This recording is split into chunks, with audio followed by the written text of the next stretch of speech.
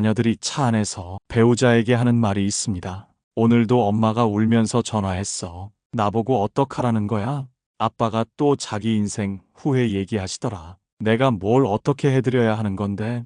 당신의 자녀도 지금 누군가에게 이런 말을 하고 있을지 모릅니다. 당신이 솔직할수록 자녀는 당신을 피합니다. 엄마는 너밖에 없어. 당신이 자녀에게 했던 이 한마디가 그 아이의 인생을 망쳤습니다. 사랑이라고 생각했던 그 말이 실은 자녀를 감정의 인질로 만든 겁니다. 당신은 솔직했던 게 아닙니다. 당신은 짐을 떠넘긴 겁니다. 부모를 비난하려는 게 아닙니다. 오히려 그 반대입니다. 이 영상은 부모를 자유롭게 하기 위한 것입니다. 자녀 눈치 보지 않고 자녀에게 미안해하지 않고 스스로 편안해지는 방법.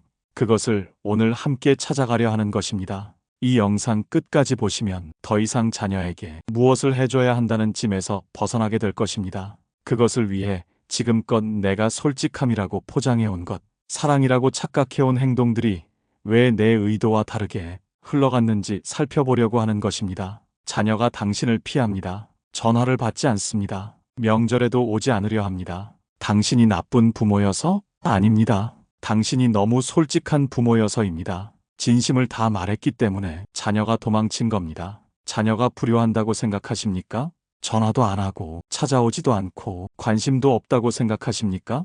그런데 혹시 이런 말 하지 않으셨나요? 나 요즘 너무 외로워. 너밖에 없어. 나 때문에 힘들지? 자녀가 당신을 피하는 이유는 불효해서가 아닙니다. 당신이 너무 솔직했기 때문입니다. 심리상담센터 통계에 따르면 부모와 거리를 두고 싶다는 30, 40대 성인 자녀의 60%가 같은 이유를 말합니다. 부모님의 감정을 감당하기 힘들어서요. 당신의 솔직함이 자녀를 상담실로 보냈습니다.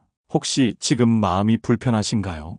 괜찮습니다. 당신은 나쁜 부모가 아닙니다. 다만 방법을 몰랐을 뿐입니다. 그리고 오늘 그 방법을 알게 될 것입니다. 부모의 솔직함이 자녀를 망친다. 이 말을 들으면 많은 분들이 당황하십니다. 그럼 거짓말을 하라는 건가요? 감정을 숨기고 살라는 건가요? 아닙니다. 이 말의 진짜 의미를 오늘 여러분과 함께 풀어가려 합니다. 이 영상이 끝날 때쯤 여러분은 알게 되실 겁니다. 괜찮다는 말의 진짜 무게를, 그리고 부모가 진정으로 자녀를 자유롭게 하는 방법을, 부모 스스로도 자유로워지는 방법을 말입니다. 지금부터 시작합니다. 요즘 세상은 우리에게 끊임없이 말합니다. 솔직하게 살라고, 투명하게 살라고, 감정을 숨기지 말라고. 특히 가족 사이에서는 더욱 그렇게 말합니다. 부모와 자녀는 친구처럼 지내야 하고, 서로 모든 것을 나눠야 하고, 진심을 숨기면 안 된다고. 그래서 많은 부모님들이 자녀에게 솔직하게 말씀하십니다. 요즘 내가 좀 외로워. 나이가 드니까 불안해. 너희 아빠랑 요즘 사이가 안 좋아.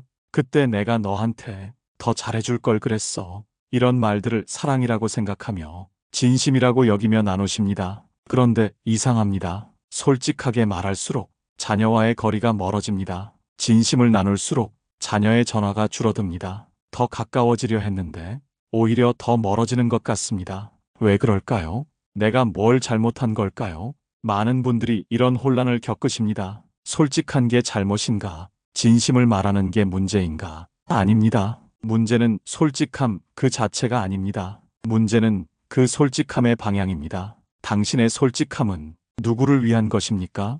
이 질문을 기억하십시오. 이 영상 끝에서 다시 만나게 될 것입니다. 19세기 독일의 철학자 쇼펜하우어는 말했습니다. 사랑의 본능은 때로 지배의 욕망으로 변한다고. 처음에는 이해하기 어려운 말입니다. 사랑이 어떻게 지배가 된다는 걸까요? 하지만 곰곰이 생각해보면 우리는 이미 알고 있습니다. 부모가 자녀에게 나는 외로워라고 말할 때 그 말 속에는 보이지 않는 요구가 숨어 있습니다. 그러니까 자주 연락해. 나를 챙겨줘. 나를 외롭지 않게 해줘. 이런 무언의 메시지가 그 솔직함 뒤에 감춰져 있습니다. 진심을 말하는 순간 그것은 더 이상 단순한 감정 공유가 아니라 상대에게 짐을 지우는 행위가 됩니다. 심리학에서는 이를 감정 전가라고 부릅니다. 자신의 감정을 타인에게 떠넘기는 것, 특히 부모와 자녀 사이에서 이런 일이 자주 일어납니다. 부모는 자신의 불안을 자녀에게 말합니다. 그러면 자녀는 그 불안을 해결해야 한다는 책임감을 느낍니다. 부모는 자신의 외로움을 자녀에게 털어놓습니다. 그러면 자녀는 그 외로움을 채워줘야 한다는 의무감에 시달립니다. 부모는 자신의 후회를 자녀에게 고백합니다. 그러면 자녀는 그 후회를 보상해야 한다는 죄책감을 안게 됩니다.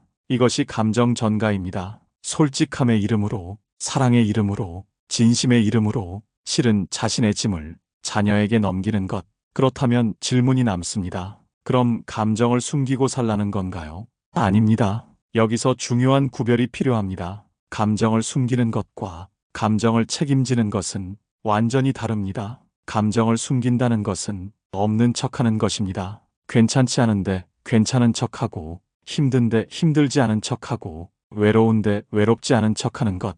이것은 거짓입니다. 그리고 거짓은 오래가지 못합니다. 자녀는 부모의 표정을 읽습니다. 말은 괜찮다고 해도 얼굴에 쓰인 피곤함을 봅니다. 목소리는 밝은 척해도 그 안에 담긴 무게를 느낍니다. 거짓으로 숨긴 감정은 결국 다른 방식으로 새어나옵니다. 그래서 감정을 숨기는 것은 해답이 아닙니다. 그렇다면 감정을 책임진다는 것은 무엇일까요?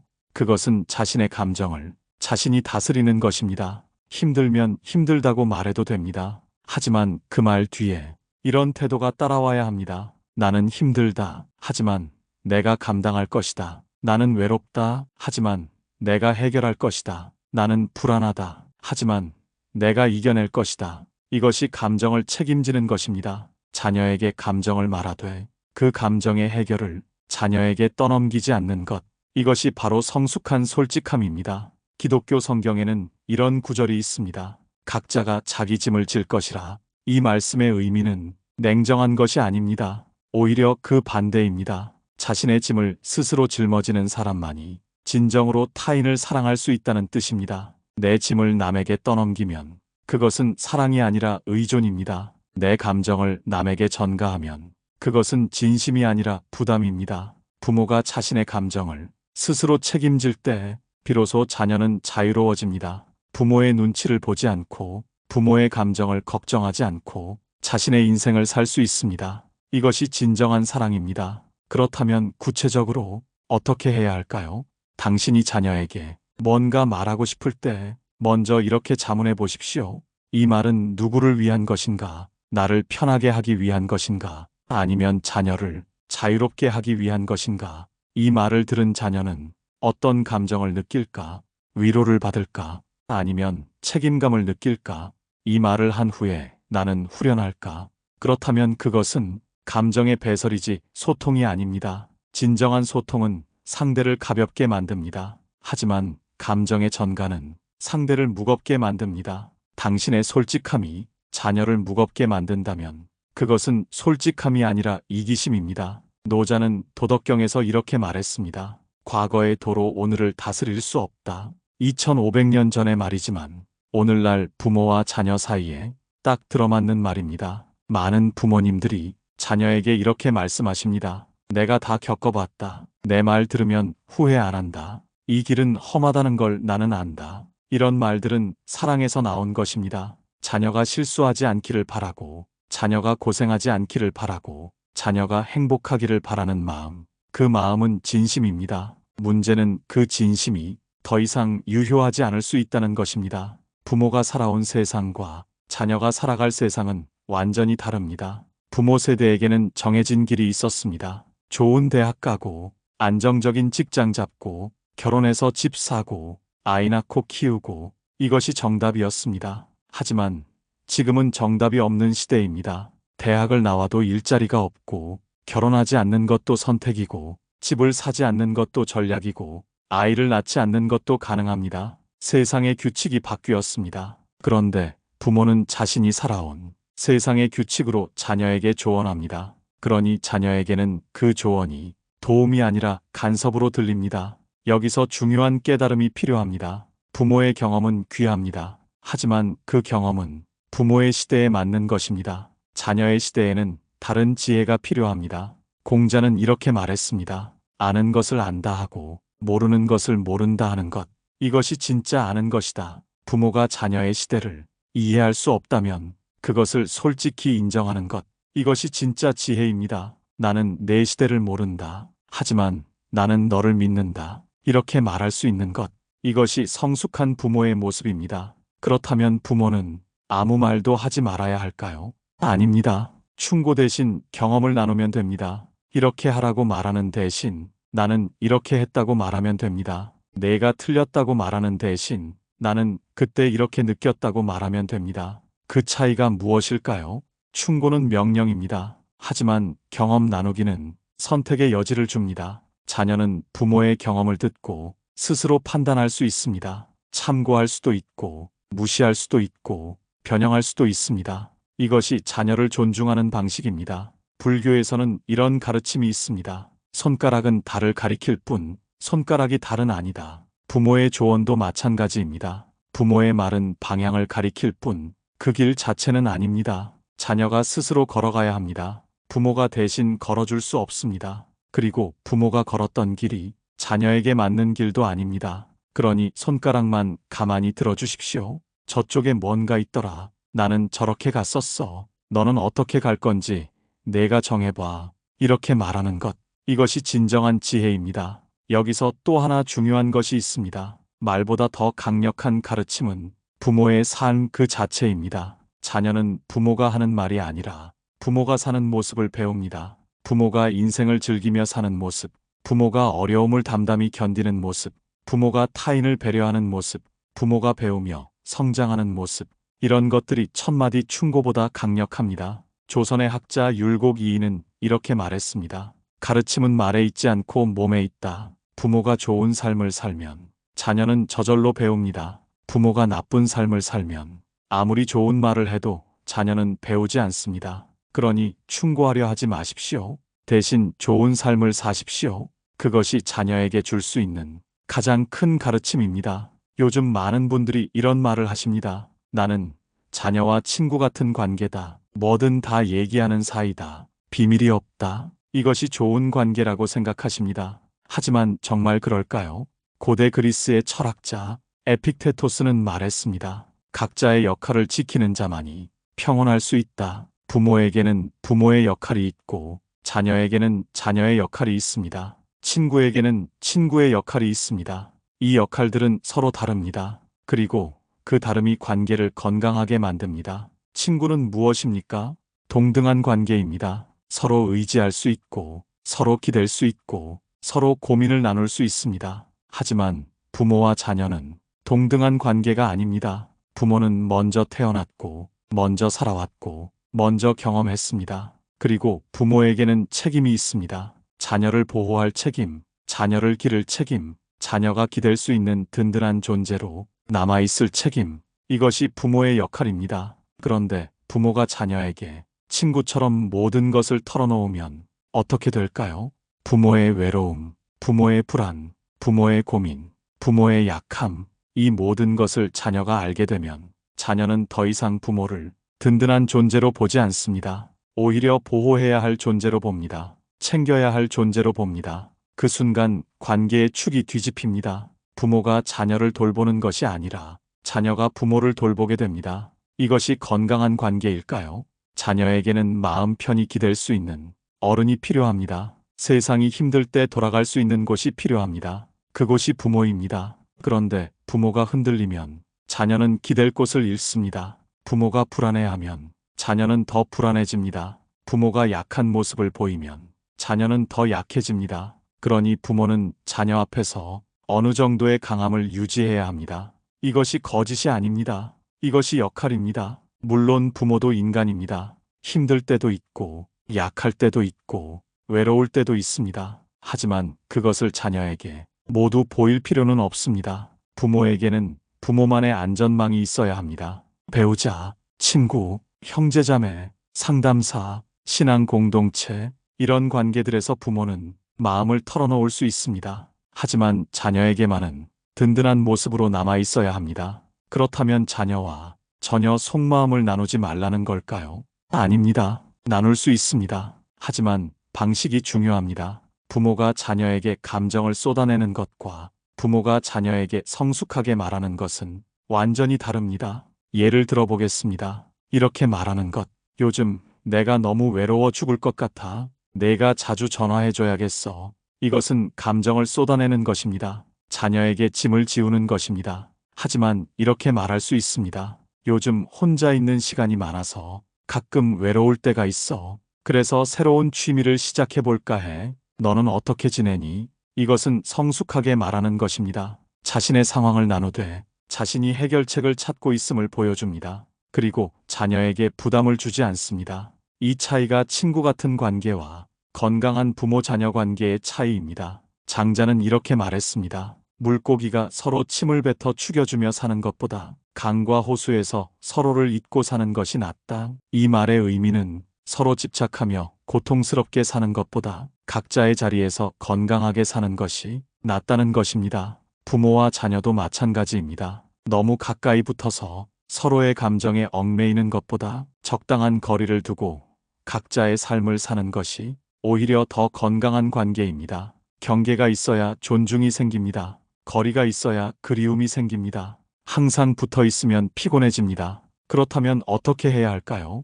자녀와 친구가 되려 하지 마십시오. 대신 자녀가 언제든 돌아올 수 있는 든든한 울타리가 되십시오. 모든 것을 나누려 하지 마십시오. 대신 자녀가 필요로 할 때 필요한 것을 줄 수 있는 지혜로운 어른이 되십시오. 자녀에게 기대려 하지 마십시오.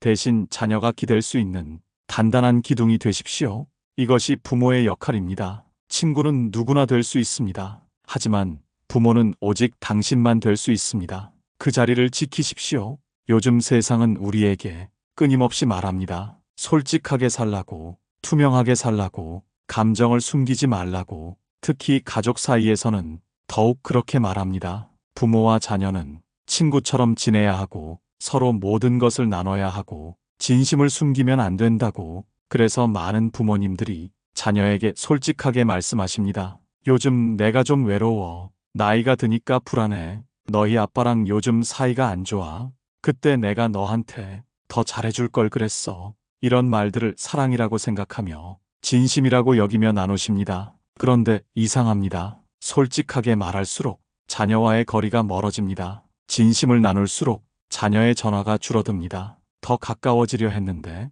오히려 더 멀어지는 것 같습니다. 왜 그럴까요? 내가 뭘 잘못한 걸까요? 많은 분들이 이런 혼란을 겪으십니다. 솔직한 게 잘못인가? 진심을 말하는 게 문제인가? 아닙니다. 문제는 솔직함 그 자체가 아닙니다. 문제는 그 솔직함의 방향입니다. 당신의 솔직함은 누구를 위한 것입니까? 이 질문을 기억하십시오. 이 영상 끝에서 다시 만나게 될 것입니다. 19세기 독일의 철학자 쇼펜하우어는 말했습니다. 사랑의 본능은 때로 지배의 욕망으로 변한다고. 처음에는 이해하기 어려운 말입니다. 사랑이 어떻게 지배가 된다는 걸까요? 하지만 곰곰이 생각해보면 우리는 이미 알고 있습니다. 부모가 자녀에게 나는 외로워라고 말할 때 그 말 속에는 보이지 않는 요구가 숨어 있습니다. 그러니까 자주 연락해. 나를 챙겨줘. 나를 외롭지 않게 해줘. 이런 무언의 메시지가 그 솔직함 뒤에 감춰져 있습니다. 진심을 말하는 순간 그것은 더 이상 단순한 감정 공유가 아니라 상대에게 짐을 지우는 행위가 됩니다. 심리학에서는 이를 감정 전가라고 부릅니다. 자신의 감정을 타인에게 떠넘기는 것, 특히 부모와 자녀 사이에서 이런 일이 자주 일어납니다. 부모는 자신의 불안을 자녀에게 말합니다. 그러면 자녀는 그 불안을 해결해야 한다는 책임감을 느낍니다. 부모는 자신의 외로움을 자녀에게 털어놓습니다. 그러면 자녀는 그 외로움을 채워줘야 한다는 의무감에 시달립니다. 부모는 자신의 후회를 자녀에게 고백합니다. 그러면 자녀는 그 후회를 보상해야 한다는 죄책감을 안게 됩니다. 이것이 감정 전가입니다. 솔직함의 이름으로, 사랑의 이름으로, 진심의 이름으로 실은 자신의 짐을 자녀에게 넘기는 것.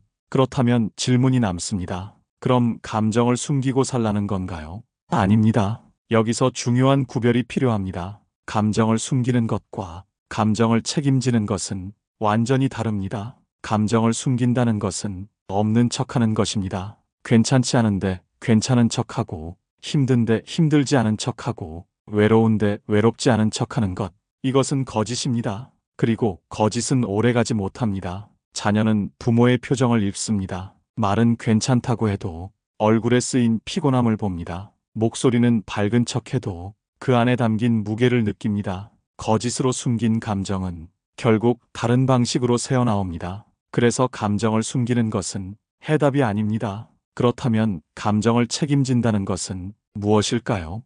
그것은 자신의 감정을 자신이 다스리는 것입니다. 힘들면 힘들다고 말해도 됩니다. 하지만 그 말 뒤에 이런 태도가 따라와야 합니다. 나는 힘들다. 하지만 내가 감당할 것이다. 나는 외롭다. 하지만 내가 해결할 것이다. 나는 불안하다. 하지만 내가 이겨낼 것이다. 이것이 감정을 책임지는 것입니다. 자녀에게 감정을 말하되 그 감정의 해결을 자녀에게 떠넘기지 않는 것. 이것이 바로 성숙한 솔직함입니다. 기독교 성경에는 이런 구절이 있습니다. 각자가 자기 짐을 질 것이라. 이 말씀의 의미는 냉정한 것이 아닙니다. 오히려 그 반대입니다. 자신의 짐을 스스로 짊어지는 사람만이 진정으로 타인을 사랑할 수 있다는 뜻입니다. 내 짐을 남에게 떠넘기면 그것은 사랑이 아니라 의존입니다. 내 감정을 남에게 전가하면 그것은 진심이 아니라 부담입니다. 부모가 자신의 감정을 스스로 책임질 때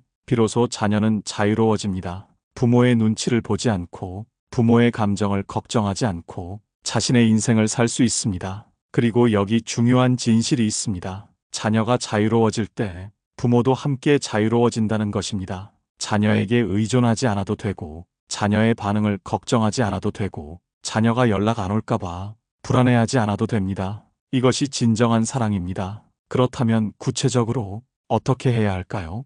당신이 자녀에게 뭔가 말하고 싶을 때 먼저 이렇게 자문해 보십시오. 이 말은 누구를 위한 것인가? 나를 편하게 하기 위한 것인가? 아니면 자녀를 자유롭게 하기 위한 것인가? 이 말을 들은 자녀는 어떤 감정을 느낄까?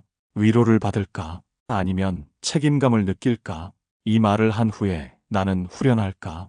그렇다면 그것은 감정의 배설이지 소통이 아닙니다. 진정한 소통은 상대를 가볍게 만듭니다. 하지만 감정의 전가는 상대를 무겁게 만듭니다. 당신의 솔직함이 자녀를 무겁게 만든다면 그것은 솔직함이 아니라 이기심입니다. 노자는 도덕경에서 이렇게 말했습니다. 과거의 도로 오늘을 다스릴 수 없다. 2500년 전의 말이지만 오늘날 부모와 자녀 사이에 딱 들어맞는 말입니다. 많은 부모님들이 자녀에게 이렇게 말씀하십니다. 내가 다 겪어봤다. 내 말 들으면 후회 안 한다. 이 길은 험하다는 걸 나는 안다. 이런 말들은 사랑에서 나온 것입니다. 자녀가 실수하지 않기를 바라고, 자녀가 고생하지 않기를 바라고, 자녀가 행복하기를 바라는 마음. 그 마음은 진심입니다. 문제는 그 진심이 더 이상 유효하지 않을 수 있다는 것입니다. 부모가 살아온 세상과 자녀가 살아갈 세상은 완전히 다릅니다.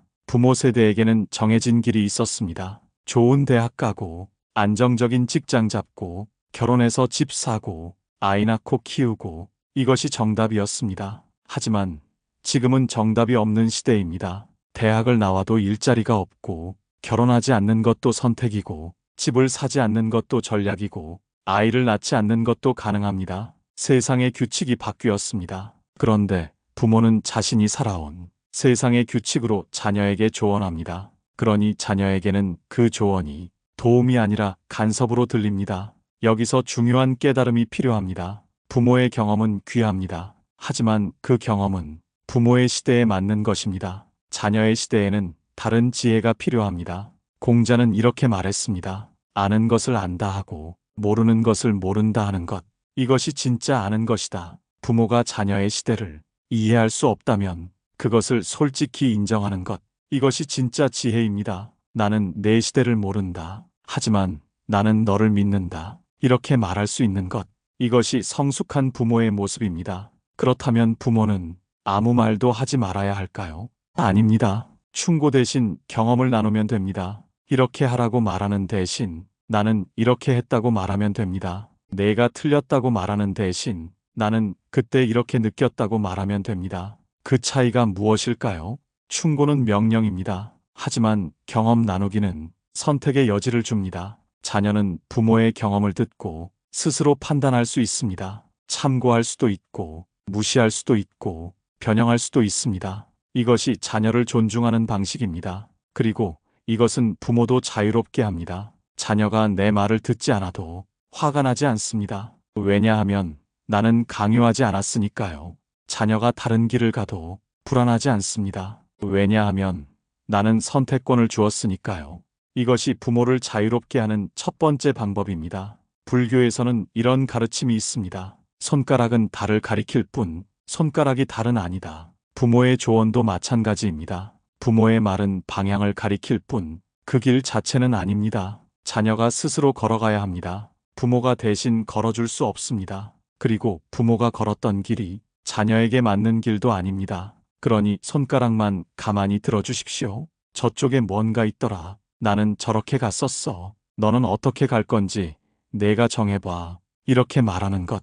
이것이 진정한 지혜입니다. 그리고 이렇게 말할 때 부모는 자유로워집니다. 자녀의 선택을 걱정하지 않아도 되고, 자녀의 실패를 두려워하지 않아도 되고, 자녀의 인생을 책임지지 않아도 됩니다. 여기서 또 하나 중요한 것이 있습니다. 말보다 더 강력한 가르침은 부모의 삶 그 자체입니다. 자녀는 부모가 하는 말이 아니라 부모가 사는 모습을 배웁니다. 부모가 인생을 즐기며 사는 모습, 부모가 어려움을 담담히 견디는 모습, 부모가 타인을 배려하는 모습, 부모가 배우며 성장하는 모습, 이런 것들이 천마디 충고보다 강력합니다. 조선의 학자 율곡이인은 이렇게 말했습니다. 가르침은 말에 있지 않고 몸에 있다. 부모가 좋은 삶을 살면 자녀는 저절로 배웁니다. 부모가 나쁜 삶을 살면 아무리 좋은 말을 해도 자녀는 배우지 않습니다. 그러니 충고하려 하지 마십시오. 대신 좋은 삶을 사십시오. 그것이 자녀에게 줄 수 있는 가장 큰 가르침입니다. 그리고 이것은 부모 자신을 위한 것이기도 합니다. 자녀를 위해 사는 것이 아니라 나 자신을 위해 사는 것.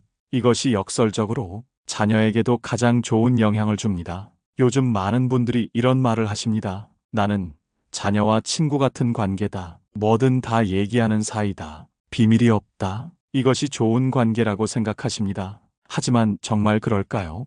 고대 그리스의 철학자 에픽테토스는 말했습니다. 각자의 역할을 지키는 자만이 평온할 수 있다. 부모에게는 부모의 역할이 있고 자녀에게는 자녀의 역할이 있습니다. 친구에게는 친구의 역할이 있습니다. 이 역할들은 서로 다릅니다. 그리고 그 다름이 관계를 건강하게 만듭니다. 친구는 무엇입니까? 동등한 관계입니다. 서로 의지할 수 있고, 서로 기댈 수 있고, 서로 고민을 나눌 수 있습니다. 하지만 부모와 자녀는 동등한 관계가 아닙니다. 부모는 먼저 태어났고, 먼저 살아왔고, 먼저 경험했습니다. 그리고 부모에게는 책임이 있습니다. 자녀를 보호할 책임, 자녀를 기를 책임, 자녀가 기댈 수 있는 든든한 존재로 남아있을 책임. 이것이 부모의 역할입니다. 그런데 부모가 자녀에게 친구처럼 모든 것을 털어놓으면 어떻게 될까요?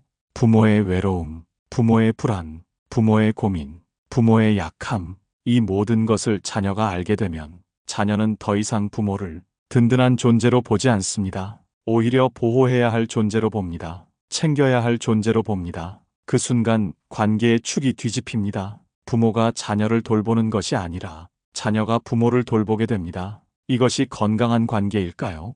이것이 부모를 편하게 할까요? 아닙니다. 자녀에게 짐이 되는 순간 부모도 더 불안해집니다. 자녀가 연락 안 오면 걱정되고, 자녀가 바쁘다고 하면 미안하고, 자녀에게 뭔가 해줘야 할 것 같고, 이것이 과연 자유로운 삶일까요? 자녀에게는 마음 편히 기댈 수 있는 어른이 필요합니다. 세상이 힘들 때 돌아갈 수 있는 곳이 필요합니다. 그곳이 부모입니다. 그런데 부모가 흔들리면 자녀는 기댈 곳을 잃습니다. 부모가 불안해하면 자녀는 더 불안해집니다. 부모가 약한 모습을 보이면 자녀는 더 약해집니다. 그러니 부모는 자녀 앞에서 어느 정도의 강함을 유지해야 합니다. 이것이 거짓이 아닙니다. 이것이 역할입니다. 그리고 이것은 부모 자신을 위한 것이기도 합니다. 자녀에게 의존하지 않는 부모는 자유롭습니다. 자녀의 반응에 흔들리지 않고, 자녀의 평가에 불안해하지 않고, 자신의 삶을 당당히 살 수 있습니다. 물론 부모도 인간입니다. 힘들 때도 있고, 약할 때도 있고, 외로울 때도 있습니다. 하지만 그것을 자녀에게 모두 보일 필요는 없습니다. 부모에게는 부모만의 안전망이 있어야 합니다. 배우자, 친구, 형제자매, 상담사, 신앙 공동체, 이런 관계들에서 부모는 마음을 털어놓을 수 있습니다. 하지만 자녀에게만은 든든한 모습으로 남아 있어야 합니다. 이것이 자녀를 위한 것이면서 동시에 부모 자신을 위한 것입니다. 자녀에게 기대지 않을 때 부모는 진짜 자유로워집니다. 그렇다면 자녀와 전혀 속마음을 나누지 말라는 걸까요? 아닙니다. 나눌 수 있습니다. 하지만 방식이 중요합니다. 부모가 자녀에게 감정을 쏟아내는 것과 부모가 자녀에게 성숙하게 말하는 것은 완전히 다릅니다. 예를 들어보겠습니다. 이렇게 말하는 것.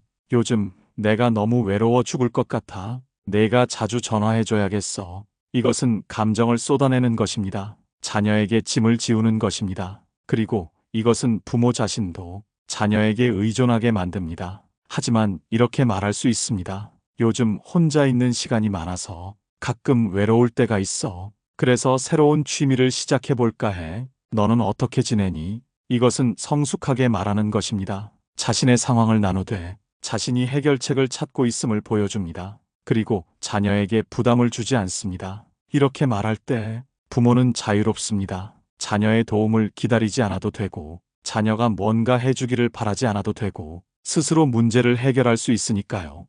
이 차이가 친구 같은 관계와 건강한 부모-자녀 관계의 차이입니다. 장자는 이렇게 말했습니다. 물고기가 서로 침을 뱉어 죽여주며 사는 것보다 강과 호수에서 서로를 잊고 사는 것이 낫다. 이 말의 의미는 서로 집착하며 고통스럽게 사는 것보다 각자의 자리에서 건강하게 사는 것이 낫다는 것입니다. 부모와 자녀도 마찬가지입니다. 너무 가까이 붙어서 서로의 감정에 얽매이는 것보다 적당한 거리를 두고 각자의 삶을 사는 것이 오히려 더 건강한 관계입니다. 그리고 이것이 부모를 자유롭게 합니다. 자녀 없이도 나는 괜찮다. 자녀가 연락 안 와도 나는 행복하다. 자녀가 바빠도 나는 이해한다. 이렇게 생각할 수 있을 때 부모는 진짜 평온해집니다. 경계가 있어야 존중이 생깁니다. 거리가 있어야 그리움이 생깁니다. 항상 붙어 있으면 피곤해집니다. 그렇다면 어떻게 해야 할까요? 자녀와 친구가 되려 하지 마십시오. 대신 자녀가 언제든 돌아올 수 있는 든든한 울타리가 되십시오. 모든 것을 나누려 하지 마십시오. 대신 자녀가 필요로 할 때 필요한 것을 줄 수 있는 지혜로운 어른이 되십시오. 자녀에게 기대려 하지 마십시오. 대신 자녀가 기댈 수 있는 단단한 기둥이 되십시오. 이것이 부모의 역할입니다. 그리고 이렇게 할 때 부모 자신도 가장 편안합니다. 친구는 누구나 될 수 있습니다. 하지만 부모는 오직 당신만 될 수 있습니다. 그 자리를 지키십시오. 그리고 그 자리에서 자유로우십시오. 이제 우리는 더 깊은 곳으로 들어갑니다. 많은 분들이 오해하는 것이 있습니다. 냉정한 것이 나쁘다는 것, 따뜻해야 좋은 부모라는 것. 하지만 진실은 다릅니다. 때로 냉정함이야말로 가장 따뜻한 사랑입니다. 부모가 자녀에게 나는 걱정되라고 말하면 자녀는 부모가 자신을 믿지 않는다고 느낍니다. 부모가 자녀에게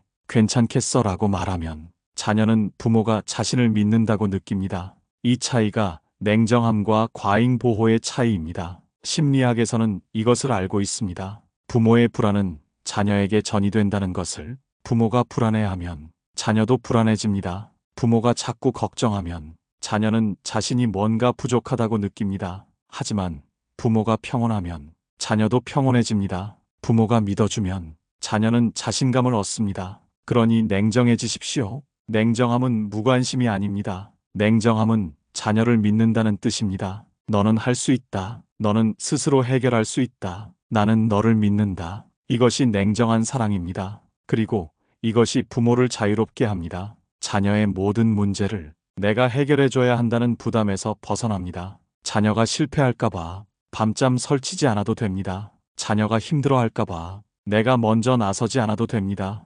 왜냐하면 나는 자녀를 믿으니까요.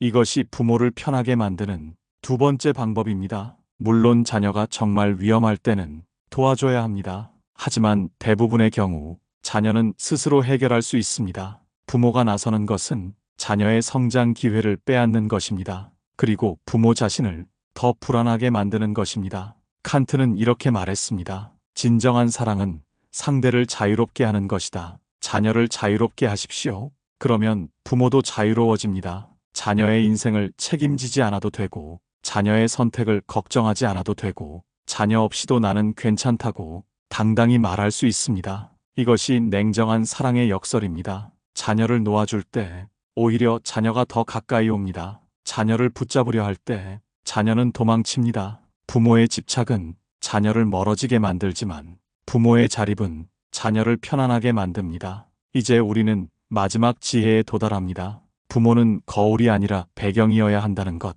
거울은 무엇을 합니까? 상대를 비춥니다. 자녀의 모습을 반사합니다. 자녀의 문제를 보여줍니다. 자녀의 부족함을 드러냅니다. 많은 부모가 이렇게 합니다. 내가 이래서 안 돼.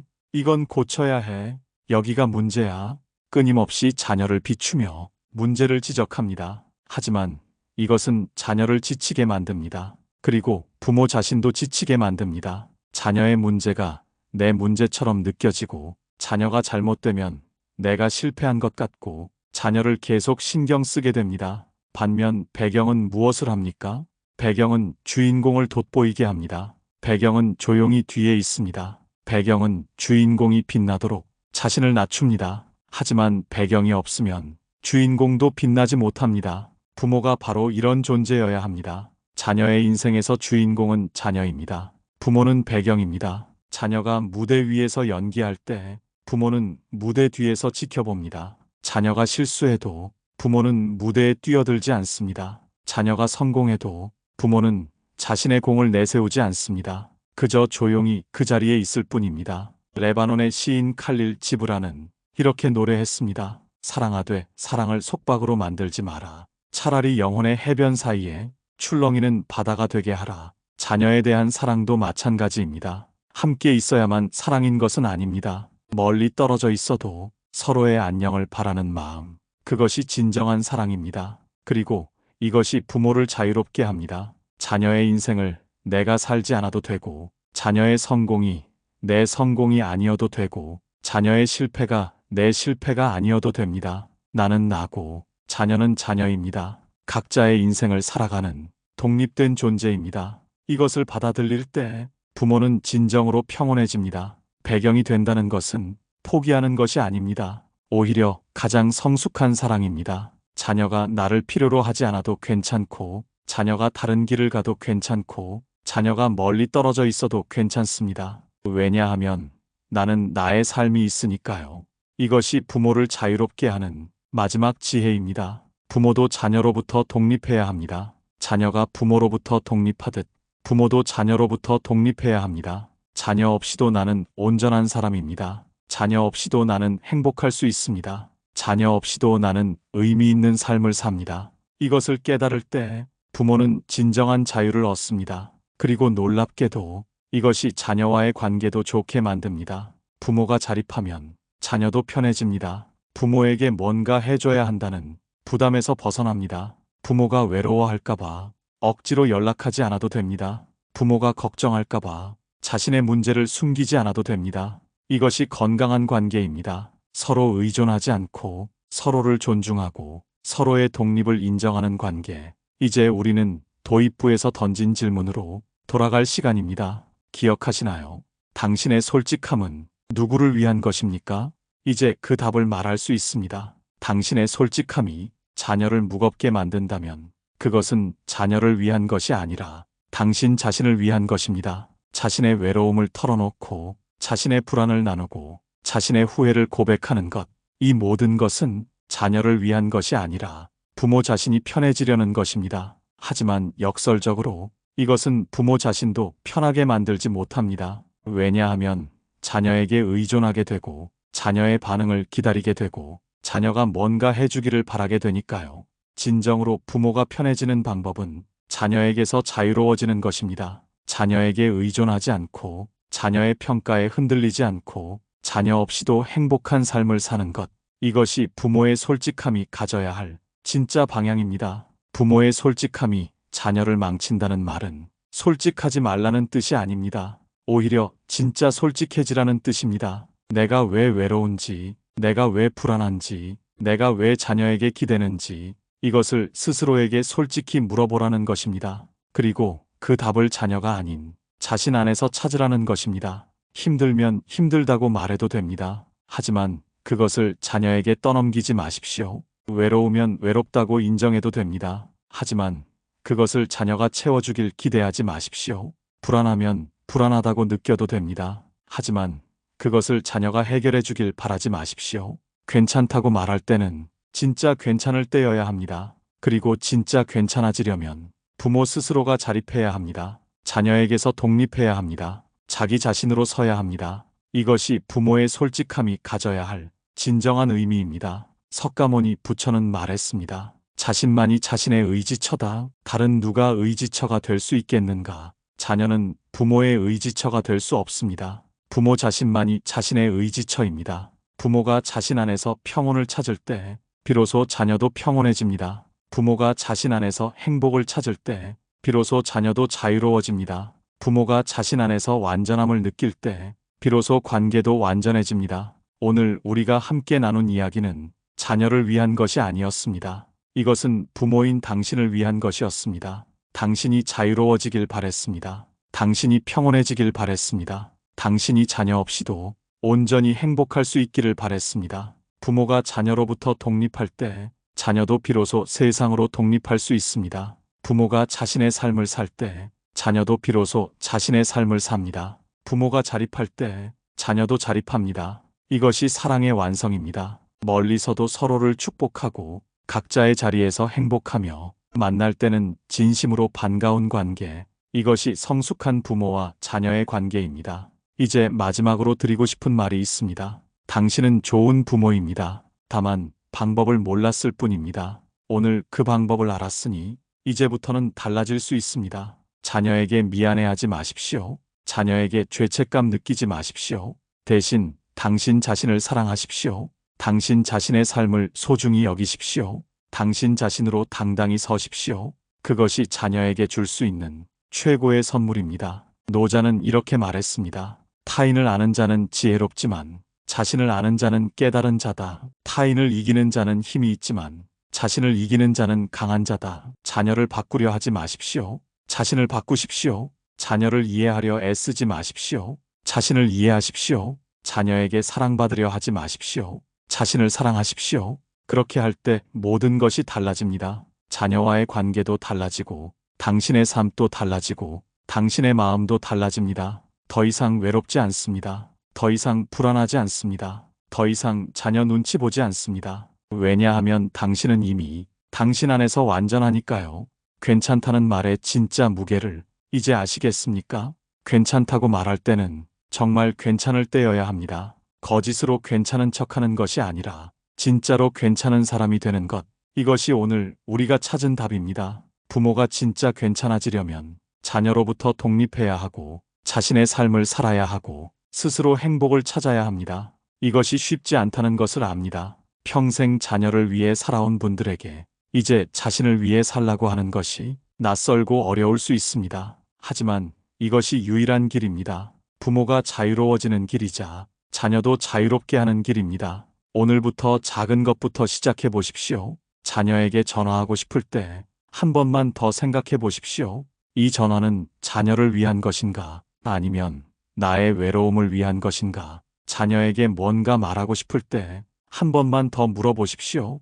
이 말은 자녀를 자유롭게 하는가? 아니면 나의 불안을 떠넘기는 것인가? 그리고 조금씩 당신 자신의 삶을 채워가십시오. 자녀가 아닌 당신을 위한 취미, 자녀가 아닌 당신을 위한 관계, 자녀가 아닌 당신을 위한 시간, 이것들을 하나씩 만들어 가십시오.